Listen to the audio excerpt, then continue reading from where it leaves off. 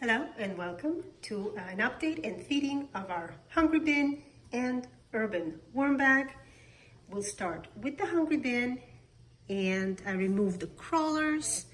It's been raining, so I have a lot of crawlers, but I did not give any moist bedding to this particular system last week, and you can still see how very wet the material is.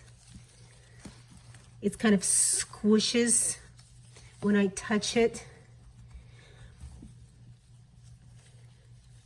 So I don't think that I'm going to be giving any moist bedding this week as well.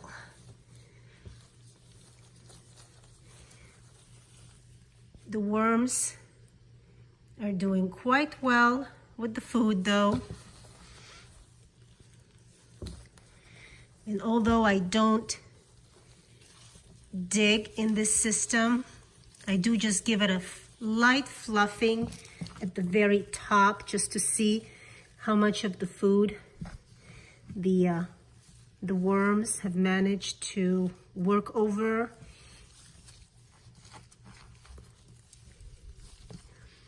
And basically what the condition is of the bedding, because it takes them much longer to compost the bedding than it does the kitchen waste.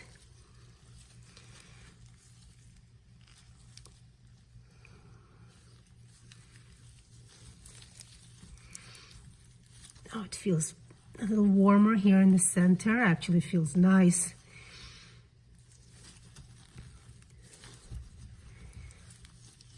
So they're all spread out, very nice. Okay, gonna feed these guys up. Oh, creepy crawlers. Come on, get down there. Okay, so I'm going to put some dry bedding first. I always adjust the way I feed based on the conditions that I find in the bin on a weekly basis. I don't just, feed the same all the time. So if I find, let's say in a particular system that my material is wet, then I will just put a lot more dry bedding in there to offset that. If I find that the material is dry, then I will put moist bedding. That way, I always have the proper moisture level in the bin. I don't have to worry about anaerobic conditions. But I do like to give them large feedings. These particular systems I do.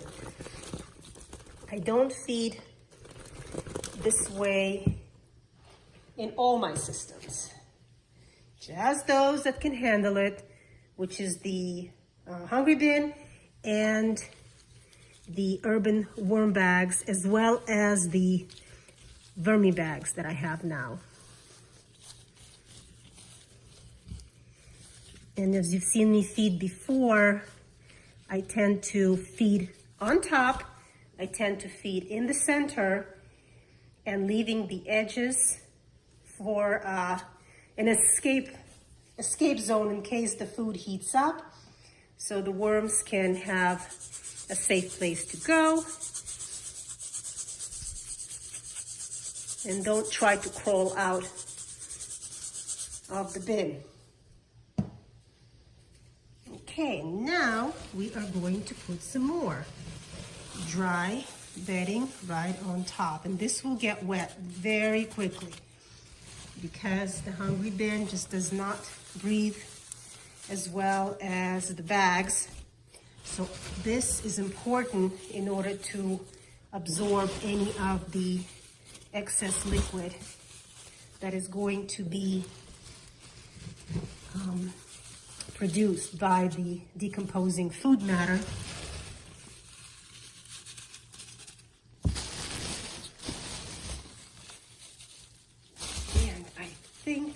that will do it.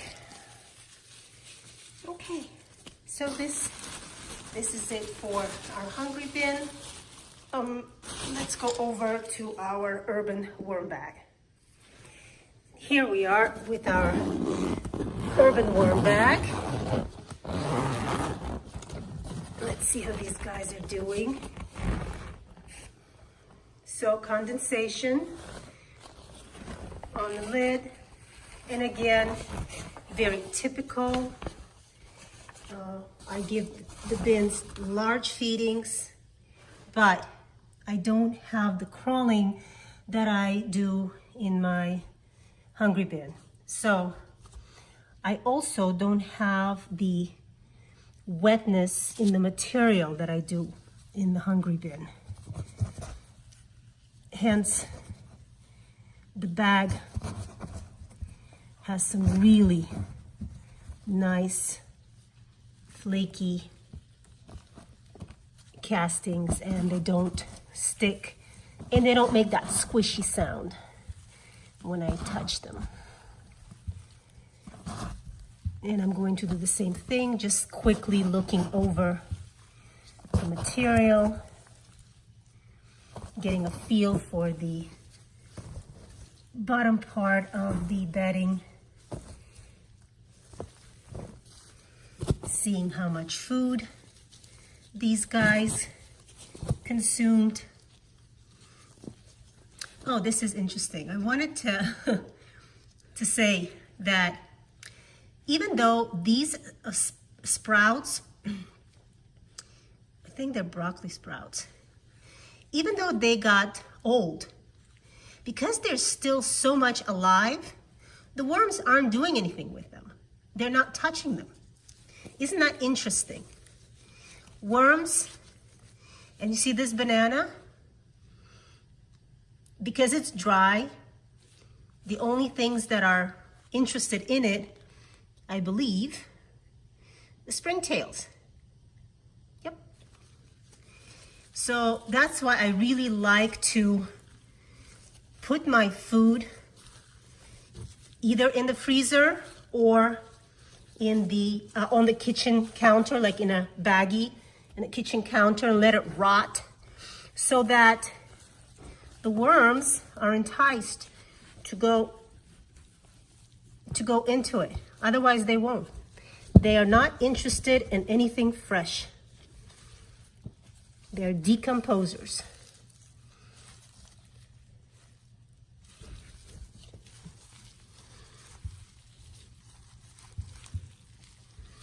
Let's see. Oh, nice little worm ball here. Lots of wormies. Yeah, everything's looking good and no smells.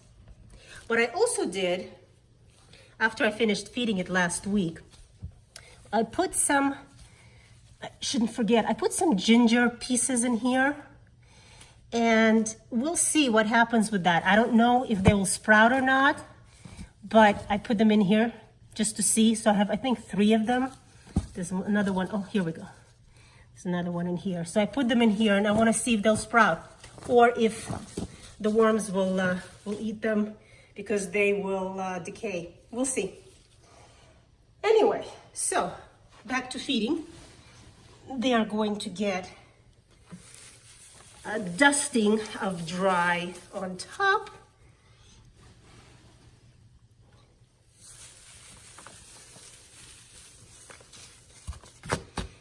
Then they'll get a nice fat feeding.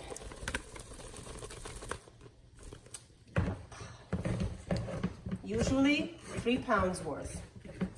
So the hungry bin gets 2 pounds, because so far to me that's what it looks like it can handle. And this one, because it's been established for a longer period of time, this one is getting 3, sometimes more. And here's, you see, here's a banana that has been decomposing, and you can see the worms are like all over it, because the worms love bananas, just not fresh ones. Okay. Again, I'm feeding in the center, leaving the perimeter as a safe zone for them. This seems to really be working out quite well for me and my systems.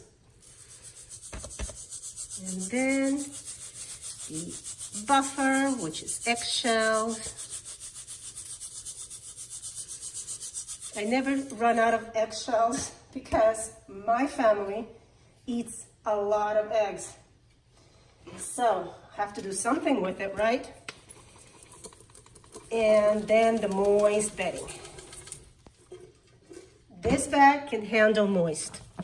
As a matter of fact, it does quite well with moist bedding. The worms are all on top in the bedding. They love it. And it keeps the food that I put, especially those types of banana peels that aren't quite rotten enough, it keeps them from staying dry. Keeps them moist actually and lets them decompose faster.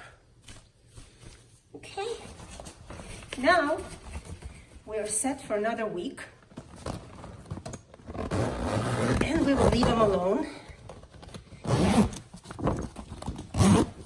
And let them do their thing. Thanks for joining me, and we will see you next week.